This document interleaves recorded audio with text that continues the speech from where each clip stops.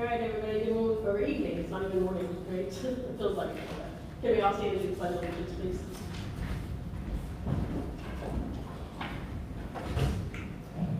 Pledge allegiance to the flag of the United States of America, and to the republic for which it stands, one nation, under God, indivisible, with liberty and justice for all.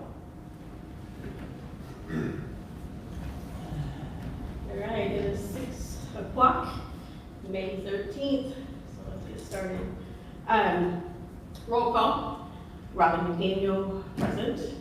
Michael Pratt, Present. Jason Scott, Present.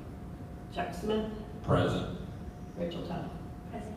All present. Public comments. We ask that all public comments be kept to 2 minutes and be directed toward the items that are on the agenda at this meeting. Tonight we have no one here for public comments, so we'll move on. First thing up is the approval of the April 2025 claims and appropriations. I know you all received those in your email as well.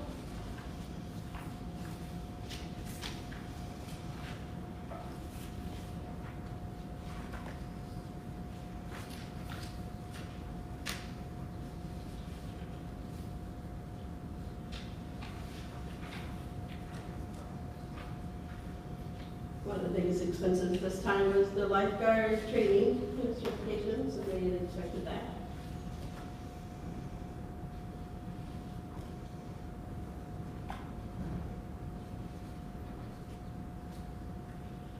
We do have 7 more getting certified this Sunday, so that will be on the next report.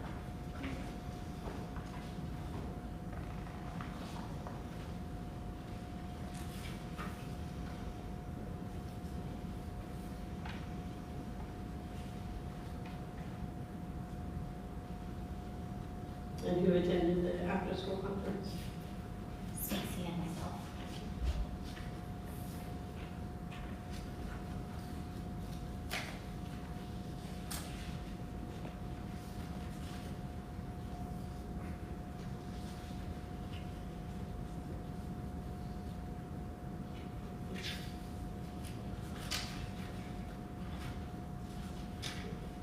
All right, I'm going to retain a motion for the approval of claims and appropriations. I make a motion. Chuck Smith makes the first motion. Do I have a second? Rachel Tuttle, second. All right. Please look over the April minutes, please.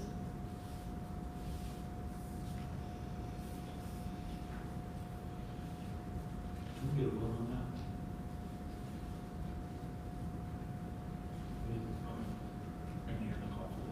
No, no call for a vote on, I did on the, for the appropriations, not for the minutes yet. Sorry, I was writing notes. It's okay.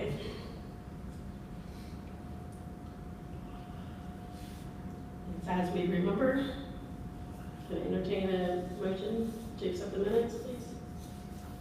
Motion to accept the minutes. Rachel makes the motion first. May I have a second, please? Second, the minutes. Rachel makes the second.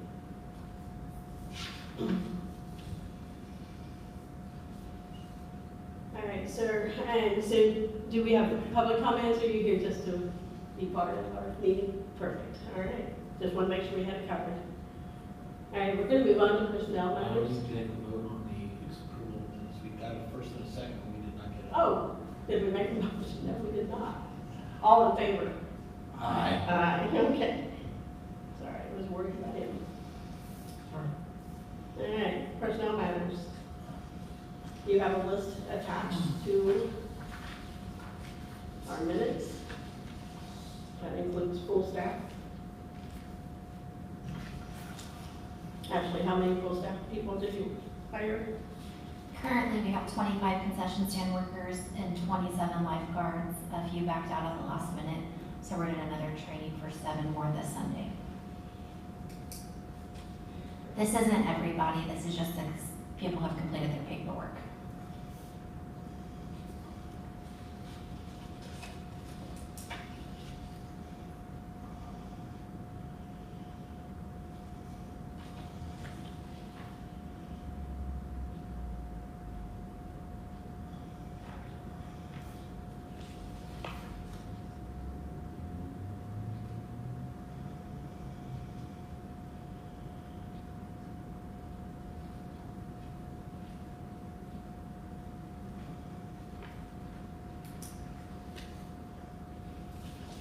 can I entertain a motion to accept the hirings and resignations as put forth?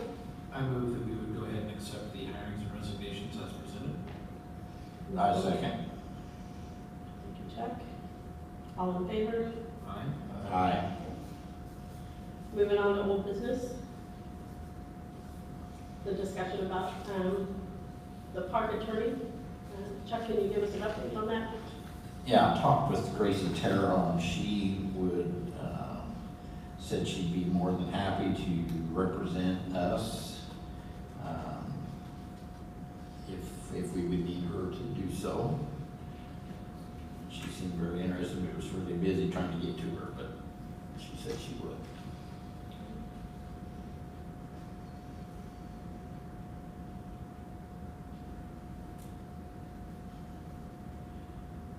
Is there any further discussion on that? If something happens, I do know Chuck and I had a conversation, we do have a backup plan in case Grace cannot represent us or something, so. Sounds like we may not need our backup plan, so that's good. Can I have a motion to move forward on,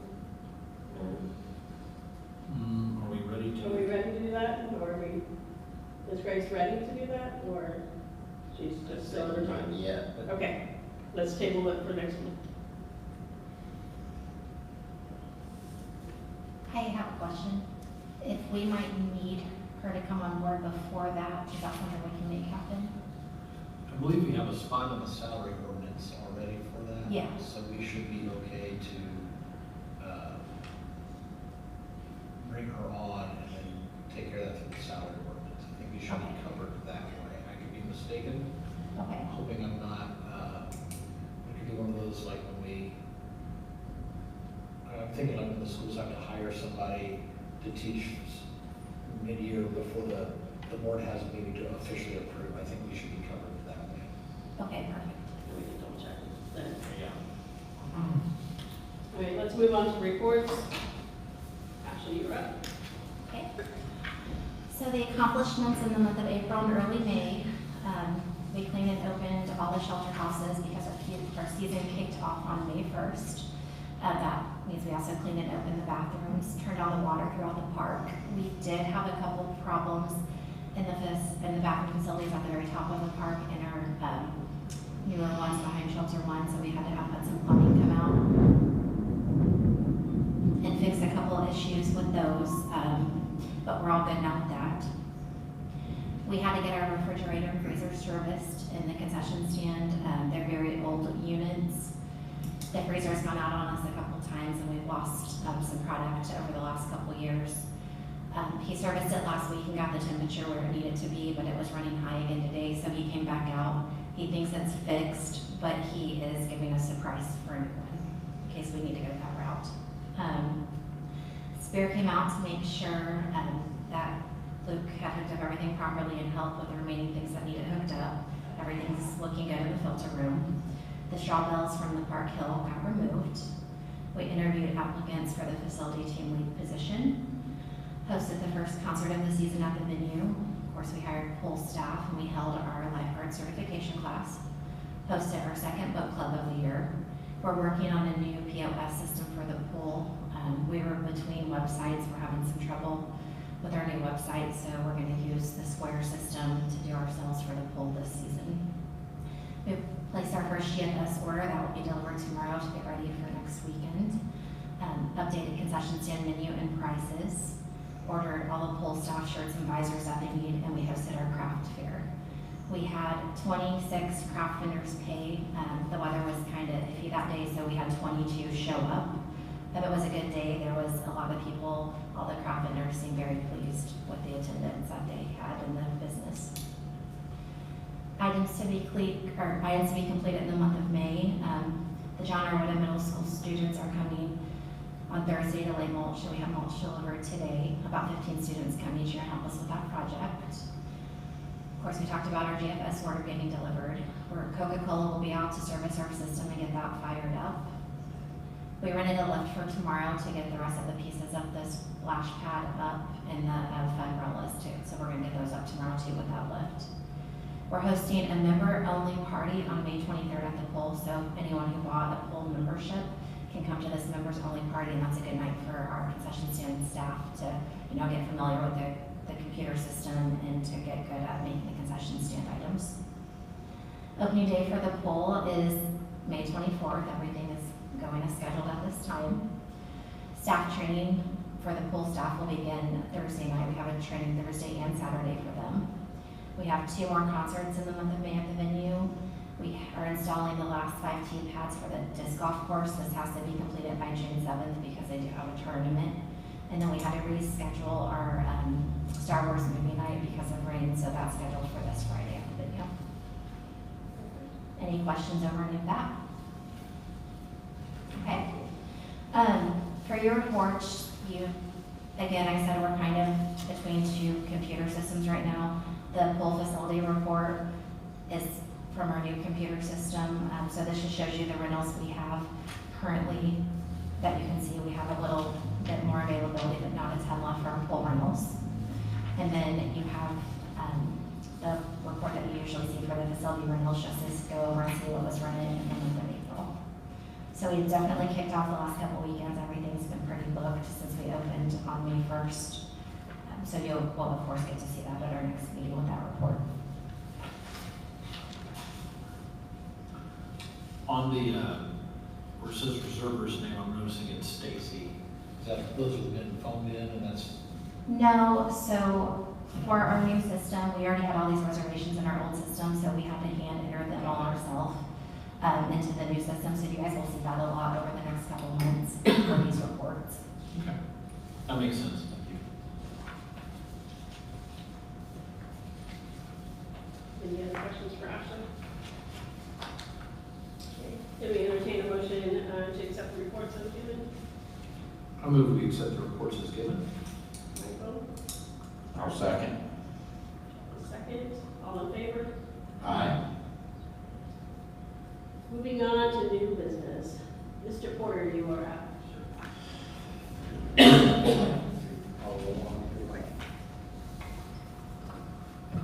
Good evening, board, and welcome to City Hall. A little bit hot.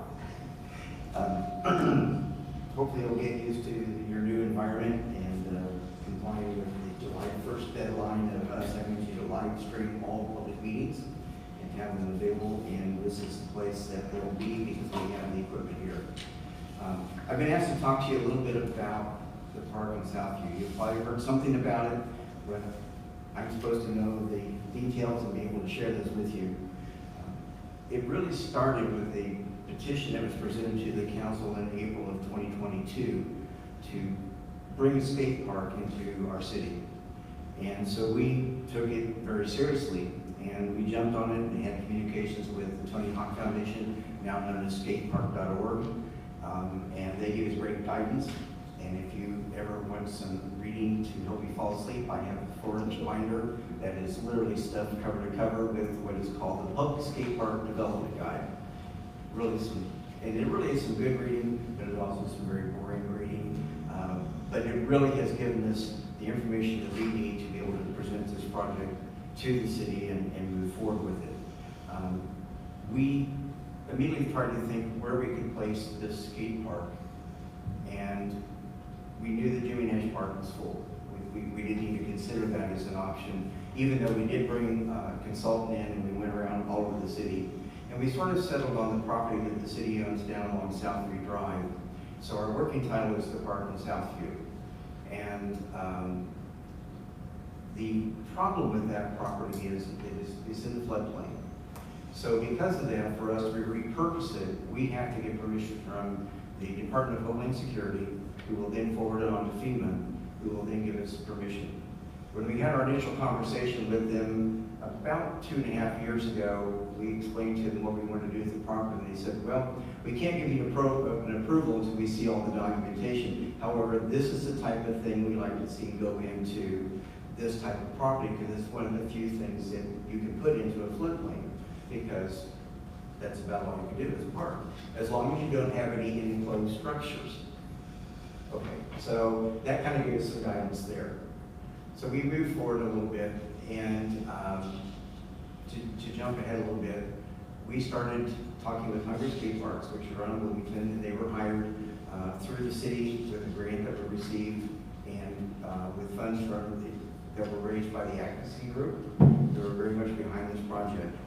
But when we decided we were going to have to go to FEMA with all this, we said, wait a minute, let's not just go with one element. Let's make this a full park. Let's make this a real piece that's going to be needed by the city, particularly with the new housing that's going on Artesian Avenue. This is going to be close to proximity to them. It's on the other side of the interstate. It's really going to serve a purpose for the community as a whole. And so what you have before you is the current master plan. And I'll start on the right side of your picture that you have on the top page. That brown area would be an all-access playground, similar to what they have at the park with Cascades. And then the number 4, as you can see, are open shelters. And there are 3 of those. Obviously, the parking lot is there. The weird-shaped yellow piece on the very top page, the one I'm looking at, Chuck, this page is what I'm going over. And then I'll talk about the other pages in just a moment. But that weird-shaped thing is the skate park. The structure that says existing structure, we just got the documents on that, and the city now owns that property. So we will eventually do something with that. That's probably where permanent restrooms will go. And you said, well, wait a minute, you just said you couldn't have any enclosed structures. Well, because there was a house there and it was raised, FEMA can't say anything about it. And so we're not saying that as part of our master plan to FEMA, but we own it. So once we have it, then we'll do something with it and make that probably where permanent restrooms are, because there's already sewer there, there's already water there. So it's a savings for us. And it was purchased by the Redevelopment Commission. The little yellow square or rectangle that you see to the left of that existing property is a fitness court. We received a grant from the National Fitness Campaign to bring a fitness court in, and we'll talk about that in just a moment in your packets. The winding ground is obviously a walking trail. So that's what we propose for the park. If you look just to the left of the picture of the trees where it says number 1, that property is now owned by the city as well. What we discovered was when we looked at the topographical study, there was an easement going right through about where the skate park was going to be. And we said, wait a minute, so this is going to work.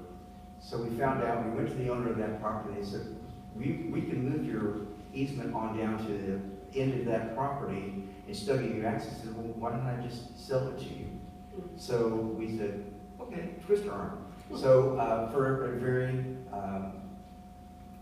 appropriate amount, the Redevelopment Commission purchased that property. There's no intended use for it right now, but eventually it could be developed into walking trails, a nature trail type thing. I keep trumpeting it as being a great Eagle Scout project, that type of thing, with a walking bridge over the creek that's there, the ditch is there. So that's kind of the master plan for the project. Behind the following pages, that's just an illustration of the type of playground equipment. There's been nothing decided as far as that equipment goes, just to give you some idea of what we're talking about. And as you can see, there's a young man in a wheelchair there. So this is an exhibit of an all-access playground. The next page is just what it looks like, snow barrier shelter. This is the type of shelter that we can place on the property, on the park, and still be within compliance with the FEMA regulations and restrictions for non-enclosed structures. The next page is actually what the fitness court is. And I think that the second page of that kind of shows a little bit more. This place where you can go and do personal pull-ups and sit-ups and crunches and whatever else on one side, and then on the other side, it's open for group activities like Zumba or Tai Chi or whatever. So it's a full fitness court. It's about the size of a tennis court. We have the equipment here in Martinsville in storage, ready to go, as soon as we get the permission that we can move forward with the park. So, from FEMA. So if we don't, then we will look for another place to put this fitness court that right now is sitting in about 45 or 50 boxes up at our street park.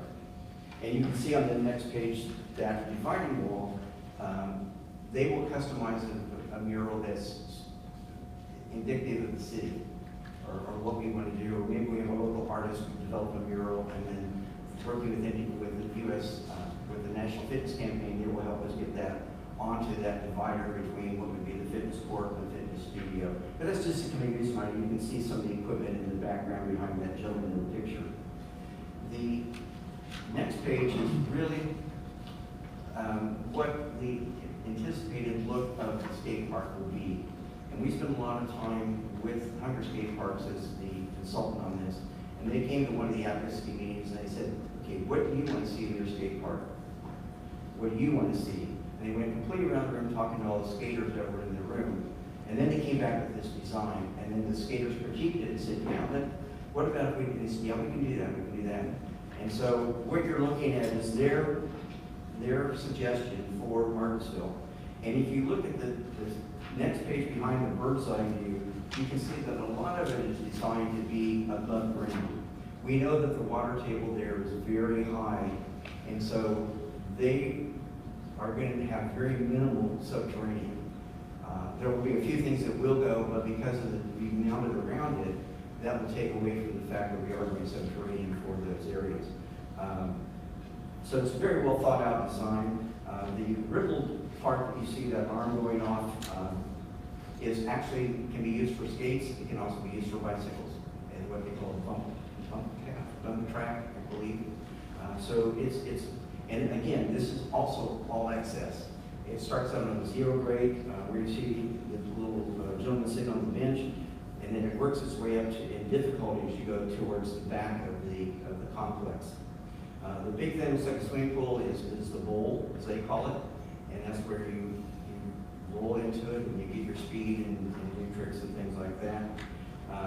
And there are various features throughout the park. But one of the things that Hunger tries to do is put something in each park that's indicative of the community. And if you look at the last page, the element right there by that rim, that's called a fishbowl. And if you look real close, you'll see there's a goldfish on the fishbowl, or in the fishbowl in this case. And that's tying us as the former goldfish capital of the world. And so that's their tie into the local historical aspects of it. And that is an actual feature called the fishbowl that appears in many skate parks, but we're making it our goldfish bowl. And so, and then that black thing you see is actually an element for them to glide along on the edge of the boards or whatever. It will be for as I said, for skateboards, obviously, for rollerblades, for roller skates, and also could be used for swimming in a wheelchair in some of the elements. So it's also an all-inclusive park. So that's kind of the overall look of what we're anticipating for the park in Southview. And that's just kind of our working name right now. It may just end up being Southview Park. We don't know. But when you think of it, don't call it just a skate park, because it's intended to be more than just a skate park, with the playground, the walking trails, the fitness court, the shelters, and the green space. And so we think it's going to be a great addition. It's going to service the 300 plus new homes that are coming into the community, plus the ones that are there, plus those that are on the other side of the interstate. And it will draw people from other communities. One of the things about the skating community, if somebody says, hey, we've got a new skate park in the community, everybody wants to go and try that new element. And when I was doing my research, I actually traveled to about 14 different skate parks within the state of Indiana. Some of which were built by Hunger, others were not built by Hunger, and saw the advantages and disadvantages of each, and saw what we wanted to see, and what the advocacy group put together really kind of mirrored what the city was looking for, and Hunger hit it out of the park, in our opinion, with their design. We will have to bid out that piece of the element for the construction, but I would say I would be very surprised if anyone can beat Hunger's pricing, because Hunger's 20 miles down the road. All the others are in Missouri or in other states, and they're going to have to bring their people in, they're going to house them, et cetera, and this is going to escalate the cost. So, but we will do a public bid, and we will go through the corporate interest to do that and make that happen. Where we are right now there was one piece of property that was presented to the city council, by the county to the common council back in 23, yes. And the council accepted it. And when we did our first topical study on this property, it showed us it's not being owned by the city, but given to us. So we did the research, and it's still being shown in all the records as being owned by the trust of that property. And the county acquired it because of the lack of payment of tax. And so now we're going through, and so we have now been given the documentation for a hearing this month to get that transferred over to us appropriately so we can file it with the recorder's office. As soon as that is filed in the recorder's office and appears on Elevate, we'll be able to submit our documentation to FEMA. We're that close to having, we have our drafts ready to go. We're just waiting for those last studies to come in and show where we are. Once that goes in, we were told to expect anywhere between 6 to 8 months to get an approval back from both Indiana and FEMA on the use of the property. It could go quicker, it could go longer. With the change in administration and what's happening in Washington, I'm leaning more towards the 8 to 10 month. So we're not ready to start turning dirt yet, but there are some things we can do in the interim. And I should have mentioned also that part of the plan will be to extend the sidewalks from where they end down by the Williamsburg Apartments all the way down to almost the Hobson. So there will be connectivity. I don't know if it'll be concrete, it may be asphalt, but there will be connectivity to the park from the existing sidewalks that are in place. And that cost will all be rolled into the bond that we will apply for, or offer, I should say, for this. They're saying, well, what's it going to cost? When we did our initial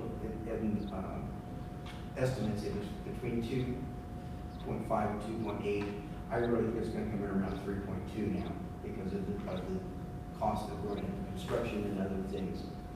But again, that's going to be through the bond and through some grants that we're working on and some things like that. So you can see what we have in mind.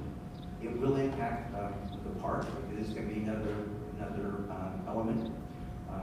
One of the things that we will do that is currently the existing structure when we rework that property will be to build a place for storage for lawnmowers or trailers or whatever needs to be used at that site. There will be a place to keep Swiss Angry Rock from somewhere across town to get there. So if you have questions, I'll try to answer them for you, and if you have concerns that we can take back to our team and to the designers, we will do that.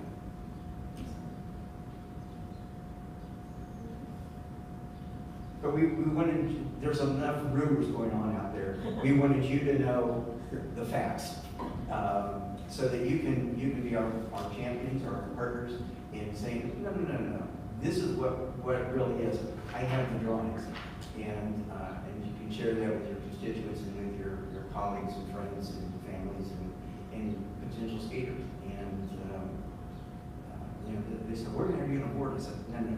You will not see me on board. But I will be there, but I will not be. And but skatepark.org has been a fantastic partner with us through this. Oh, we got a $15,000 grant from skatepark.org. We submitted our application almost 2 years ago to them. And we kept in communication, and then there were some things, and they didn't do any grants in 2024.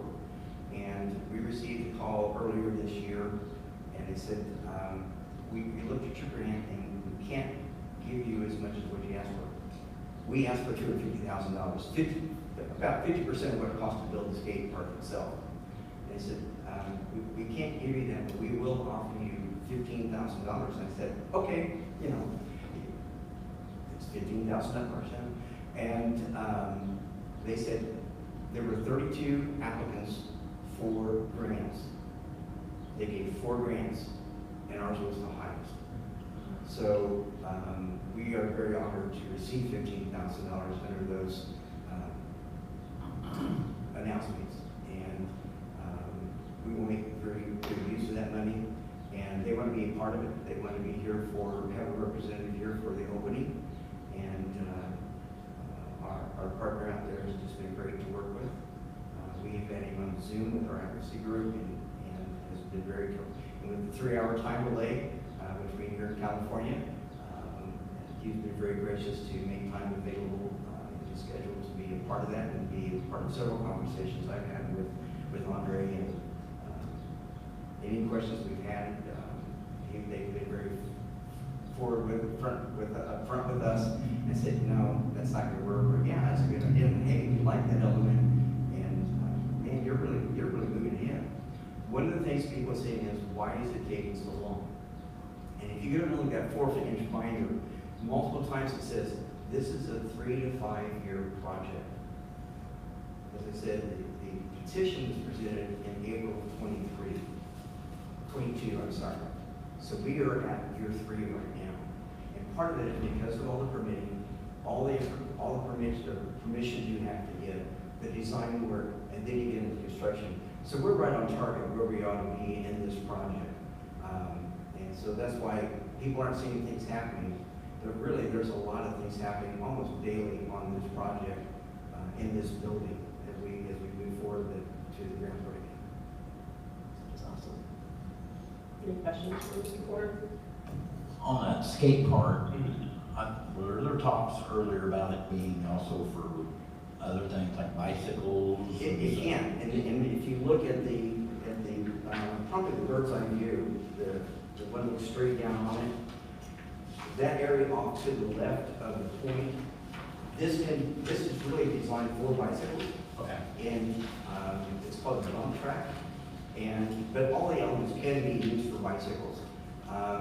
They discourage high-speed, bikes because you have people who are not as advanced in their skills. Right. And so they want to keep it as safe as they can. It will be an open, unfenced park. I think they refer to that as, if you put a fence around a skate park, you call it your prison. Because you don't want people to get out. You don't want people to get in when you're not there. But in talking with the different parks directors and people that I visited when I visited all these parks, they said we've had no issues with having an open park. And the parks that aren't closed are the ones that have more vandalism, believe it or not. The thing that we think will help us is the location with the traffic that will be on I-69, the traffic that goes on Southview now, that has a tendency to help police it in its own way. The skaters who've been involved in designing it, they have a stake in this. They're going to protect what they've done. So, and we know there's going to be some graffiti, that's almost part of the culture of skate parks. Our intent is to keep it as clean as possible. I saw one skate park that was kind of isolated, and I couldn't even take pictures of it because of the vulgarity of the graffiti that was there, because it was tucked away, nobody was policing it, so whoever was back there could do basically what they wanted to. The skate park was not well designed. It was not done by a professional company. It was designed by skaters themselves. And the elements they had in it were so difficult, nobody could skate there that had any lesser skills. And so that's what led to that. But all the other parks I visited, yeah, some of them did have it, and you can go down to Cascades Park, skate park in Bloomington and see graffiti. But if you go to Switch Park, you won't see that. And that's because of its position and what's going on in the park. And with having the other elements in this park, that will help to keep the honest more honest, to be honest with you. People say, what about injury? There are more injuries in basketball and baseball than there are in using the skate park. And the skate park injuries that you see, the majority of them are from novice skaters who have not yet learned how to fall. And they're mostly to the wrist as they try to catch themselves. There are some head injuries, but people think that it's a very dangerous part or an element or feature in a park. It really isn't. Your basketball court will have more injuries to ankles and wrist than what what a skate park will. And we have skatepark.org did these studies on it, and we have the statistics to prove that. All right, well, thank you so much, and I'm sure we'll be talking a bit later Sure. about the impact. And we'll keep you apprised of where we are in this process, and as we hear things from FEMA. Did you want me to talk about Sierra Schaefer? About the what? Sorry. Sierra Schaefer project? Yeah. Okay, switching gears altogether, we obtained a grant from the Indiana Art through Ready. There was a micro grant for art. Let me get this right. I gotta get this straight. Yes. Okay. Because we have three grants going on in the arts, so I apologize for stumbling there. But we received a grant that totaled about $320,000, which will be used to bring some of C.R. Schieffer's art. And if you know anything about Mr. Schieffer, he had on his farm just out on Logan Road, he carved many limestone. You probably walk by some of his features almost every week and don't realize it. The two seals out in front of Key Bank, those were done by Mr. Schieffer. Well, his family is getting to the age that they wanted to see his art brought into the city. And so we became aware of that, and then we became aware of this grant through Ready 1, called 180 in Color. And so we applied, we got the grant, and we are in the stages of, we now have a contractor under a landscape architect, GC, whatever you want to call them, to help us finalize the selection of the art. There will be some sort of art in the roundabout in Garfield and Ohio Streets as our gateway into the city. And there's some significant pieces there, significant meaning size-wise, that would look good there. They are doing an assessment as to their vulnerability for movement and replacement from where they sit now. Let me roll back the clock just a moment, if I may, so you kind of know how we got to where we are. We put out a call for artists, and we had 32 people who showed interest.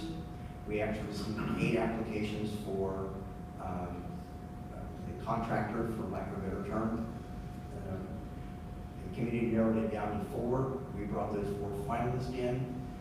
They each received $750 for their trip from wherever they were to Martinsville to look at the art, look at the various locations that we thought could be used, and then to give us a suggestion on what they would see in their proposal, or through a proposal. The 4 artists each thought we needed to have art at the venue, and there is art at the farm, as we call it, that's suitable for public display. Some of it is not. That would also be suitable for display at a place like the venue. One was the dancers, and there's a whole, like a ballet line type thing. There's one that was a trumpeter, and a saxophone player. Unfortunately, the saxophone player been out there for years and years and years. The last windstorm we had, it snapped. So, okay, we won't use that one because now it's vulnerable and it's something we can't put limestone back together. You know, it's done. But they're looking at some other art that might stretch along the fence line that would give some additional purpose to the venue when it's not in use for a concert, for people to go look at that art and see what Mr. Schieffer has done. And we're waiting for them to tell us what they would recommend there and where they'd be placed. We'll work with Ashley as far as getting that placed. They would not be placed until after the concert series or very near the end of it. They would start. We're not looking to break ground on this until about September as we work now. We have to be done by December 31st with the project for the grant. And we signed the agreement today for the surveying work. So we are moving forward in this project to find out where all the utilities are and the 811 stuff that you have to do. But that's going to be a great asset to the city. So the involvement of the park would be just there at the venue with maybe some pieces along the side. maybe something on the west end, along that fence road towards the parking lot. I don't know what they're gonna come up with, that's what that team is working on right now. And they're gonna come back to me to the city with their design, I think they said by the middle of June. And then we'll move forward and then we'll get the purchase agreement, purchase the art. But we're looking at some pieces that stand about 9 feet tall. And I know the dancer started out as a 6-ton piece of limestone. So this is significant work that we're talking about. And the challenge is getting it from the farm into the city in a safe way so that we can present it and have it for display for the community to enjoy. And we will put some either QR code type markers with it so that people can learn more about the art and about the artist. And it will be quite we want it to be a learning experience for people in the community as well as visitors, and there are artists who all over the world who study his work and would look to come to Martinsville to see this work that they would not be able to see in the setting out on the farm because that's kind of a restricted area being in the public domain. And it'll be landscaped, it'll be lighted. At the venue, we're thinking if we go lighting, it might be commercial grade solar so that we wouldn't have to run any power, but there is power in the roundabout. So we can light that up and make it something that's going to be, no pun intended, a monument for people to look at as they come into our city. So a few things going on. Exciting stuff. Very exciting. If you have any other questions, don't hesitate to call me. I work in the mayor's office, if you don't know, and so just call the mayor's office and I'll talk you through it. We'll invite you in and show you what we have, and you're welcome to any information we have. All right. Thank you, sir. Thank you. All right, and we have one more item to discuss, the pedestrian crossing. Ashley? Yes, the mayor reached out a week ago. He has a connection with someone who visits the park often, and she is concerned behind the staff parking lot. You know how you walk in front of our office on the sidewalk, but then it ends, and then you have to go through the parking lot. She's concerned about safety for people who walk that path. So I had her come in yesterday and just tell me what her thoughts were. And she's just asking for maybe us to pay a pedestrian crossing walk right in that area, which I'm good with. I was just letting you guys know if you guys have any thoughts or ideas with it. So it would just be painting the asphalt as it is, so that Yeah. this is a crosswalk. Okay. Yeah.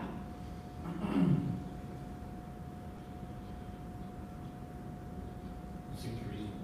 Yeah, That's what I thought. Yeah, they don't necessarily have to make a motion, but I think that's. So that's within our plans. Yeah. Right.